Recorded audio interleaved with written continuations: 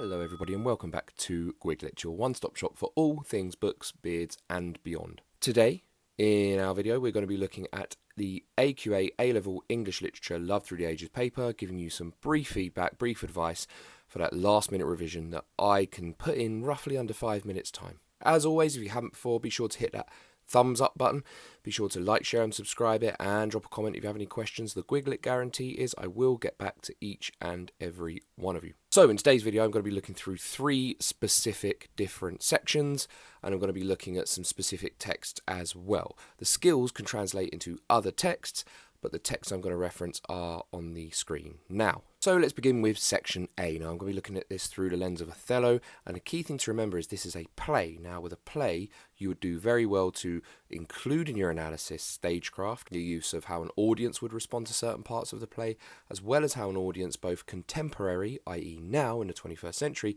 and contextually could perceive certain words, certain language, certain phrases. Now this leads to one significant tip I would say within this section of the paper. Let the context inform the point.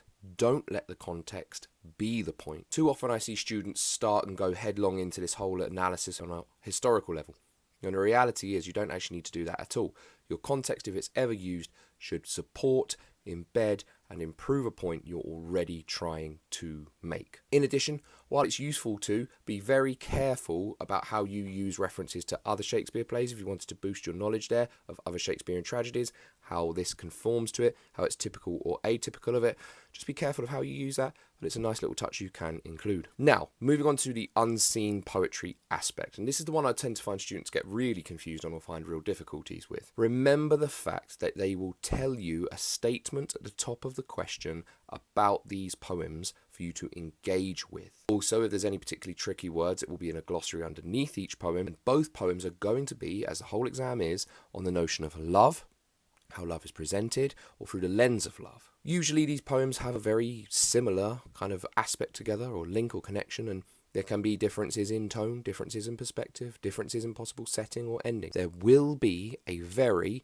obvious comparison to be made. However, my encouragement, my advice would be to make sure that you read each poem 3 times over before you even get going on the exam itself. Because the whole nature of unseen poetry is to engage with the text itself for the first time. So give yourself that time to read through them, engage with them, take the bits you can from what you have.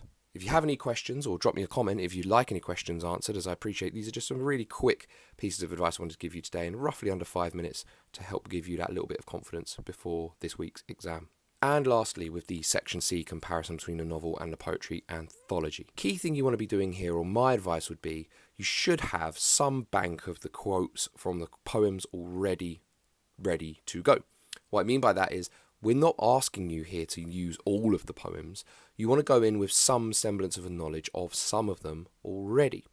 Now understand that with these there is a beating heart to the actual question. We want to find that heart and what that is. Is it barriers to love? Is it destructive love? Is it love as an addiction? And then we strand out from there. But the key thing here, just like with section B, is comparing. We want to be able to compare texts, and comparisons are similarities as much as differences. Don't get it twisted. Don't think you have to have so many similarities and so many differences. It's really not how it works. And as you do this, what you want to be making sure you are able to do is pick it apart as you go, thinking of the different similarities and differences one can make between the poems you've chosen and the text itself. That's where the real magic is going to be. And stay on target on the focus of the question. Do not put things in that you do not need to use. That's just been a brief breakdown for this week's exam. If you have any questions, do be sure to drop me a comment. I wish you all the very best for the examination itself. And until next time, take care, all the very best, and bye-bye.